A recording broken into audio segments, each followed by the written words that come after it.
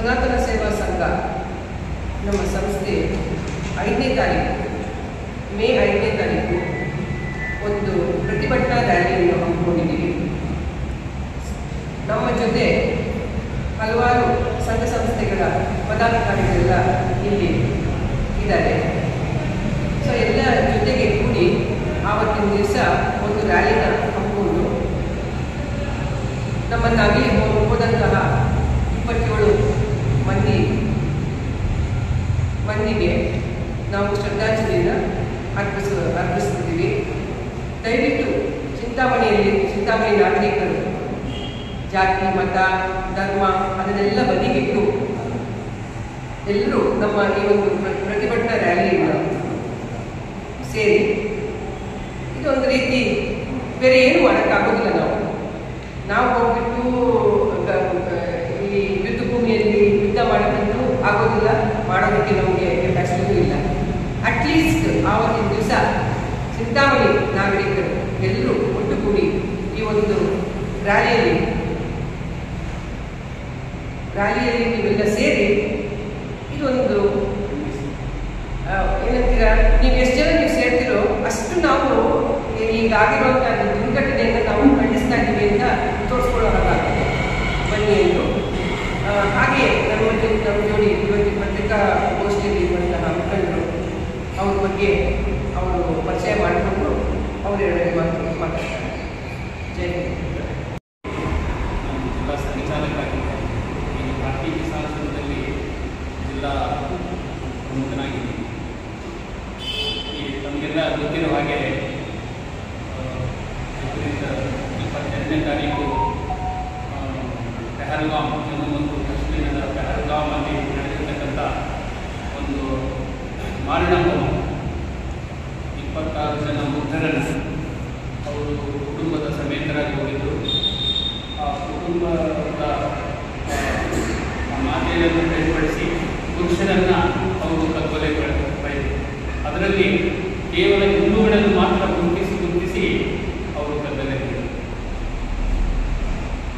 ಅವ್ರದ್ದು ನಂತರ ಏನಾದರೂ ಇರ್ಬೋದು, ಇದನ್ನು ಬೇರೆ ಬೇರೆ ದೃಷ್ಟಿಕೋನಗಳನ್ನು ನೋಡ್ಬೋದು.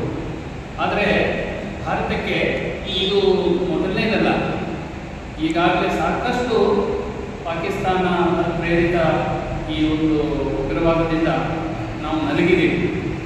ದೆಹಲಿನಲ್ಲಿ ತುಂಬ ಸ್ಫೋಟಗಳು ಆಯಿತು.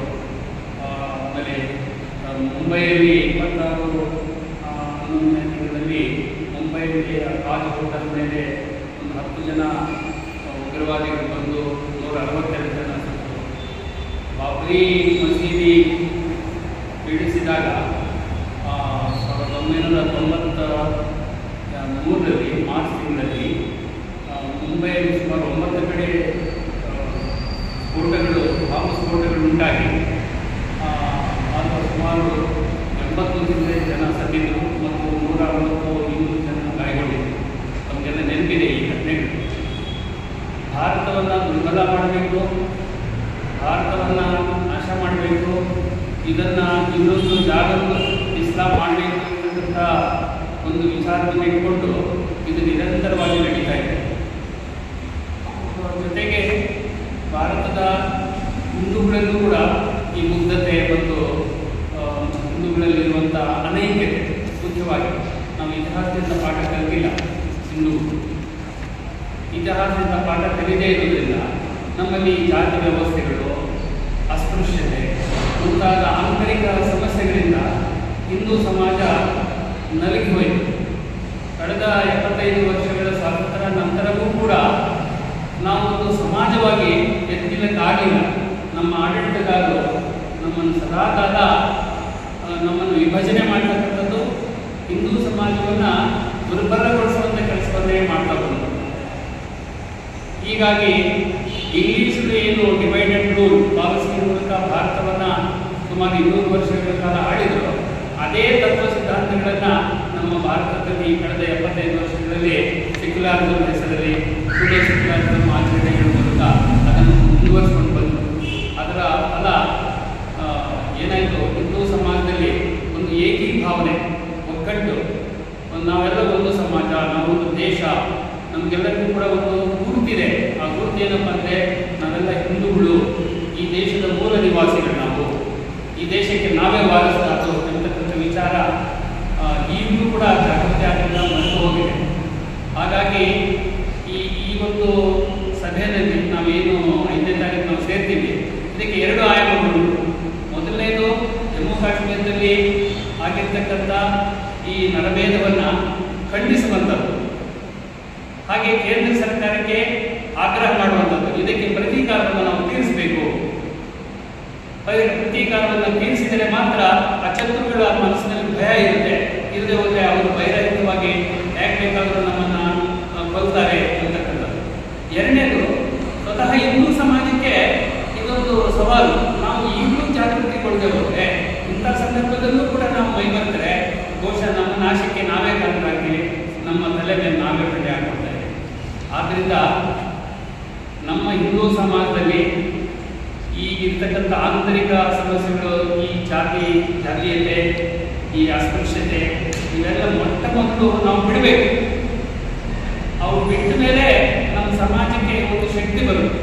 ಮತ್ತು ಯಾವತ್ತೂ ಕೂಡ ಒಗ್ಗಟ್ಟಿನ ಶಕ್ತಿ, ಎಲ್ಲರೂ ಸೇರಿದಾಗ ಮಾತ್ರ ಅದಕ್ಕೆ ಶಕ್ತಿ. ಯೂನಿಯನ್ ಈಸ್ ಸ್ಟ್ರೆಂತ್ ಅಂತ ನಾವೇನು ಕರಿತೀವಿ. ಹಾಗಾಗಿ ಈ ಸಮಾಜ ಒಗ್ಗಟ್ಟಾಗಿರಬೇಕು. ಮುಂದೆ ಕಠಿಣ ದಿನಗಳು ಬರ್ಬೋದು ಅಂತ ನಮಗೆ ಅನಿಸ್ತಾ ಇದೆ. ಯಾಕಂದರೆ ಇಡೀ ದೇಶವನ್ನು ದಾರುಲ್ ಇಸ್ಲಾಂ ಮಾಡಬೇಕು, ಮುಸ್ಲಿಂ ಬಾಹುಳ್ಯ ಮಾಡಬೇಕು. ತಮಗೆಲ್ಲ ಗೊತ್ತಿರುವ ಹಾಗೆ ಮುಸಲ್ಮಾನರ ಸಂಖ್ಯೆ ಯಾವ ಪ್ರದೇಶದಲ್ಲಿ ಹೆಚ್ಚಾಗುತ್ತೋ ಆ ಪ್ರದೇಶಗಳೆಲ್ಲ ನಮ್ಮ ಕೈ ಬಿಟ್ಟು ಹೋಗುತ್ತೆ. ಹಿಂದೂ ಗುಂಪು ಅಲ್ಲಿ ಪರಾವಲಂಬಿಗಳಾಗಿ ಅವರು ಓಡುವಂಥ ಪರಿಸ್ಥಿತಿ ಬಂದಿದೆ. ಜಮ್ಮು ಕಾಶ್ಮೀರದಲ್ಲಿ ಬಂದಿದೆ, ಈ ಕರ್ನಾಟಕದಲ್ಲೂ ಕೂಡ ಮುನ್ನಾದೊಂದು ಉದಾಹರಣೆಗಳನ್ನು ಕೊಡಲಾಗಿದೆ.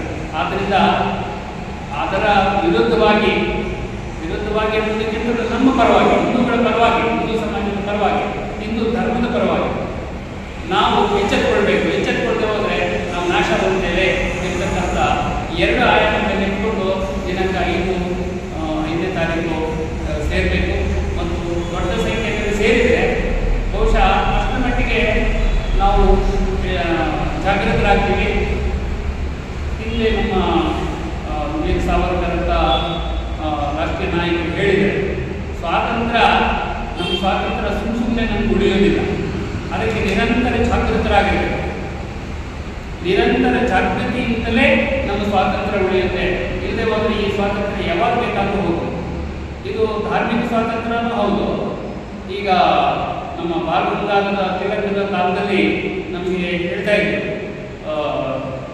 ಕೇವಲ ಕರಿಚರ್ಮದವರು, ಈಗ ಬಿಳಿ ಚರ್ಮದವರು ಹೋಗಿ ಆ ಜಾಗದಲ್ಲಿ ಬಂದು ಕರಿಚರ್ಮದವರು ಕೂತ್ಕೊಂಡು ನಮ್ಮನ್ನು ಆಡಳಿತ ಮಾಡೋದಿಲ್ಲ. ನಮ್ಮ ಹಿಂದೂಗಳಿಗೆ, ನಮ್ಮ ಧರ್ಮಾಚರಣೆಗಳಿಗೆ ಅಥವಾ ನಮ್ಮ ಸಮಾಜದ ಎಲ್ಲ ನಮ್ಮ ಸಂಪ್ರದಾಯಗಳು, ಇಲ್ಲಿರ್ತಕ್ಕಂಥ ಎಲ್ಲ ಜನರ ಈ ಭಾಷೆಗಳು, ಇವೆಲ್ಲವೂ ಕೂಡ ಸದೃಢವಾಗಿ ಬೆಳಿಬೇಕು ಅಂದರೆ ನಮಗೆ ಸರ್ವ ಸ್ವಾತಂತ್ರ್ಯ ಇರಬೇಕು ಅಂತ ಹೇಳಿದರು. ಸೊ ಆ ದಿಕ್ಕಿನಲ್ಲಿ ಇವೆಲ್ಲ ಪ್ರಯತ್ನ ಮಾಡೋಣ ಅಂತ ಹೇಳ್ತಾ ಈ ಕಾರ್ಯಕ್ರಮವನ್ನು ಹಮ್ಮಿಕೊಳ್ಳಲಾಗಿದೆ. ತಾವೆಲ್ಲರೂ ಕೂಡ ದಯಮಾಡಿ ಇದಕ್ಕೆ ಸಹಕರಿಸಬೇಕು, ಎಲ್ಲರೂ ಸೇರಬೇಕು, ಇದಕ್ಕೆ ವಿಚಾರವನ್ನು ಮೂಲಕ ಕೊಡಬೇಕಂತ ತಮ್ಮ ವಿನಂತಿ.